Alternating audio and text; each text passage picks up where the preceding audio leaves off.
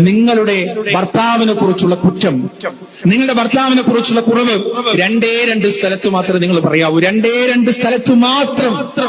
അതിലൊന്ന് നിങ്ങളുടെ ഭർത്താവിന്റെ മുന്നിൽ തന്നെയാണ്. അദ്ദേഹത്തോട് പറഞ്ഞു മനസ്സിലാക്കാം, നിങ്ങൾക്ക് ഇന്ന കുറവുകളും പ്രശ്നങ്ങളും ഉണ്ട്, നിങ്ങളോട് പറയാം, അദ്ദേഹവുമായി തർക്കിക്കാം, വാഗ്വാദത്തിൽ ഏർപ്പെടാം, പിണങ്ങി നിൽക്കാം, എല്ലാം ചെയ്യാം. അതൊന്നും ഇസ്ലാമിൽ തെറ്റൊന്നുമില്ല.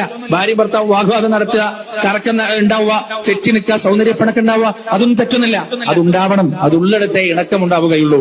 അതല്ല എങ്കിൽ ഭർത്താവിന്റെ അടുത്ത് അദ്ദേഹത്തിന്റെ കുറ്റം പറഞ്ഞിട്ട് കാര്യമില്ല, അല്ലെങ്കിൽ പ്രശ്നങ്ങൾ കൂടുതൽ വഷളാവുള്ളൂ എന്നാണ് നിങ്ങൾക്ക് തോന്നുന്നതെങ്കിൽ, രണ്ടാമതായി നിങ്ങൾക്കത് പറയാൻ പറ്റുന്നത് നിങ്ങളുടെ റബ്ബിന്റെ മുന്നിൽ മാത്രമാണ്, അള്ളാഹുവിന്റെ മുന്നിൽ മാത്രമാണ്. വേറൊരു സ്ഥലത്തും നിങ്ങൾ നിങ്ങളുടെ ഭർത്താവിന്റെ പരാതികളോ അദ്ദേഹത്തിന്റെ കുറവുകളോ വിളിച്ചു പറയരുത്. ഈ കാര്യങ്ങൾ പറയുന്നത്, പ്രിയപ്പെട്ടവരെ, എത്രയോ ശിഥിലമായ കുടുംബങ്ങൾ, ആ കുടുംബങ്ങളിൽ ഭാര്യയായാലും ഭർത്താവായാലും ചെയ്തു കൂട്ടിയ അപക്വപരമായ കാര്യങ്ങൾ കൃത്യമായി പഠിച്ചിട്ടാണ് നിങ്ങളോട്